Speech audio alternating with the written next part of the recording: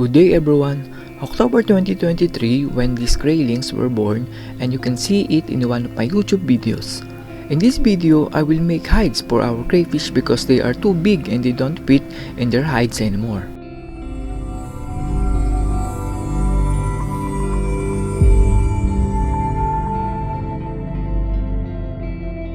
What I'm going to use is an old PVC pipe from water pipe in the back of our house. You can buy a new one from hardware shop and it costs 200 to 300 pesos or $4 to $6. You can also buy scrap PVC pipes at junk shops that are cheaper and save you money. We also need a saw to cut the PVC pipe. You can also use a grinder to cut quickly and evenly. But for children, be careful when using it because you might get injured. Better ask your parents for help. I cut the PVC pipe to 3 to 4 inches, which is the size of my crayfish. PVC pipe is easy to cut compared to metal or wood, so you won't have any problems cutting it. I realized that at my age, it is difficult to do any construction work like this. It will be easier if a mechanical saw is used to cut the PVC pipe, but I'm still afraid that I might cut my fingers, so maybe I'll practice using a mechanical saw or just a small grinder so that my back doesn't hurt. I place the PVC pipe to the long PVC pipe so that they are the same size when I make a new cut. After 15 minutes, I had cut all the PVC pipes. They are not the same size, but that's okay because the front will be even when we glue them together. Here I clean the PVC pipe first because the PVC pipe has many sharp edges. It can cut our crayfish, so it is important to get rid of it. Because it is easy to remove, we can use a tissue. You can also use a sandpaper, but during this time I ran out of sandpaper, so I will just use a tissue. Then I will clean the PVC pipes with water and tissue to remove small particles and dirt from the PVC pipe. Since this is an old PVC pipe, it is important to clean it so that there is no dirt or chemicals that can harm our crayfish. I noticed that the PVC pipe was just soft and easy to carve. So I used a knife to carve the edges of the PVC pipe to make sure it wasn't sharp. For children, do not do this alone and ask for the help for those who are older than you because you might get cut by the knife. Using a tissue, I will dry the PVC pipe one by one.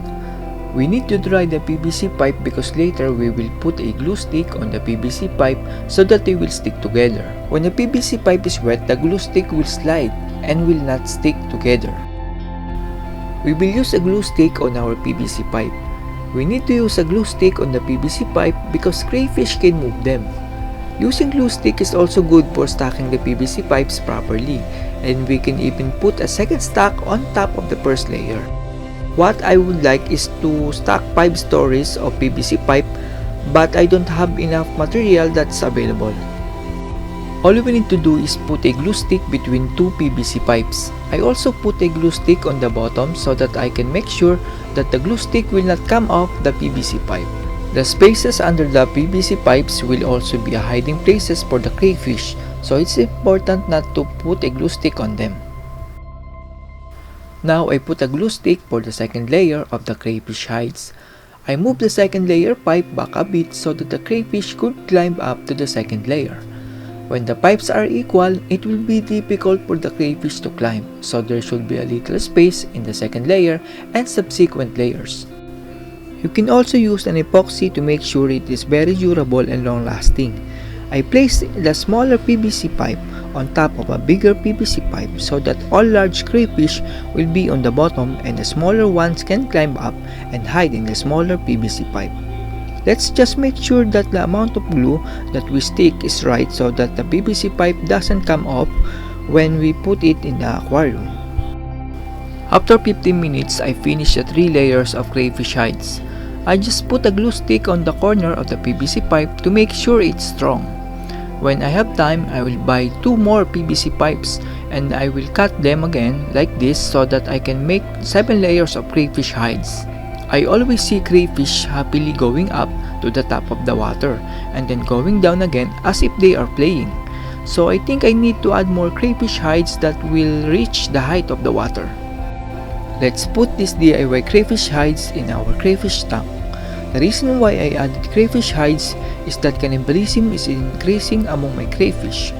I always feed them, but because there are only a few hides in my crayfish tank, and that might be the reason for the cannibalism in my crayfish tank, I put the DIY crayfish hides on the backward inside of the tank.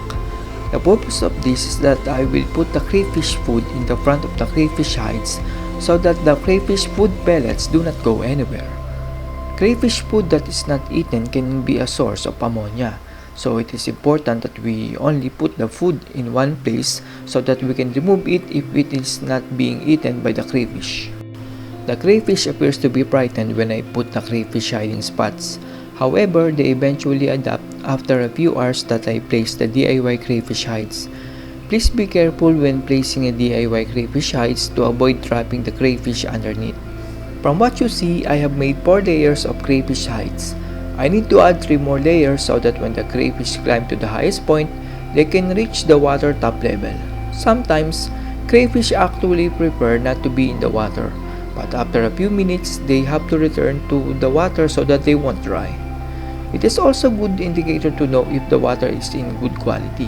When crayfish are in top of the water, it means that there is a high ammonia levels and they have difficulty breathing, so they climb out of the water to escape. From what you see, there are many mollyfish in the crayfish tank. They help maintain the crayfish tank by preventing mosquitoes from laying eggs.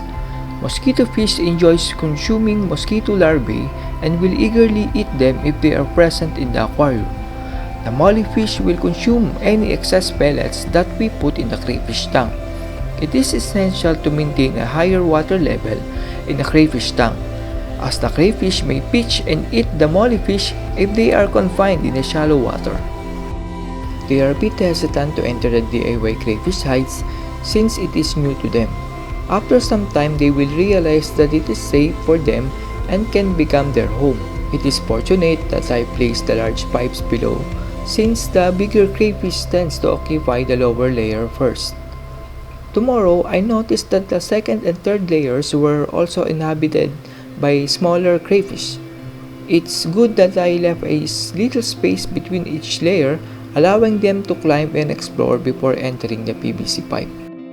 That's all everyone. Thank you for those subscribers that placed a comment in my last video. Shout out to you, Raide Clasicomindas 2073, User Oda B8YK4Y, Abo 27 Santos 51, and Chris Maitos 4083. Thank you mga idol. That's all. This is Chuck and you're watching Biker Drone.